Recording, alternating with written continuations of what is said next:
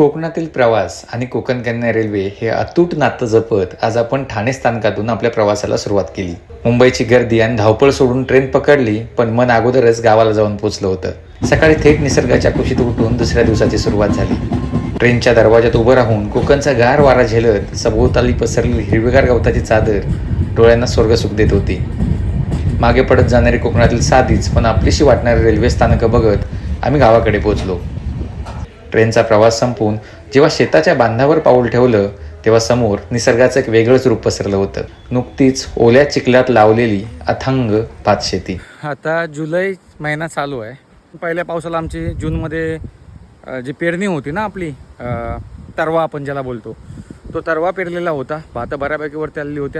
पण आता बघा इथे आल्यानंतर हे असं लगतं ऊन आहे. नदीला पाणी झालं आहे, मागे दिसत असेल तिकडे हे भात लावलेलं आहे, त्यांच्यामध्ये सुकत आलेलं होतं. आणि पावसाच्या अपेक्षेवरती शेतकरी आता बाकीची काय नांगरणी आहे किंवा मग लावणी आहे ती करतोय.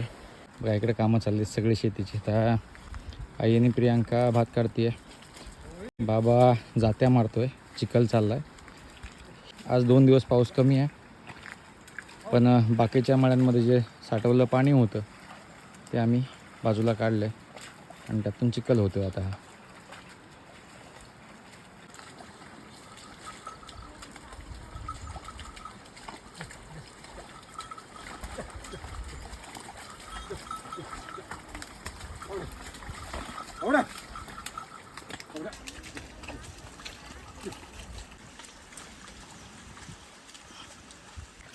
साडेबारा वाजलेत, ऊन जास्त लागतं. ते पाणी आता आम्ही जे यूज करतोय ना, ह्या मळीमध्ये जी काल लावली होती. आई कधी लावली? कालची?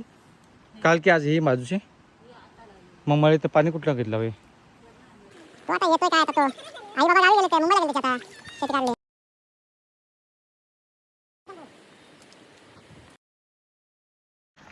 पारंपरिक शेती करणारे खूप कमी शेतकरी उरलेत, त्यापैकी ही आमची शेती अशी. अजून आमच्या वाड्यात बैल आहेत, पारंपरिक पद्धतीने आम्ही शेती करतोय. तर मित्रांनो, हा भात शेतीचा व्हिडिओ तुम्हाला कसा वाटला हे मला नक्की कळवा. लवकरच शेतीचा अजून एक व्हिडिओ घेऊन मी तुमच्यापर्यंत येणार आहे. तोपर्यंत धन्यवाद. जय महाराष्ट्र.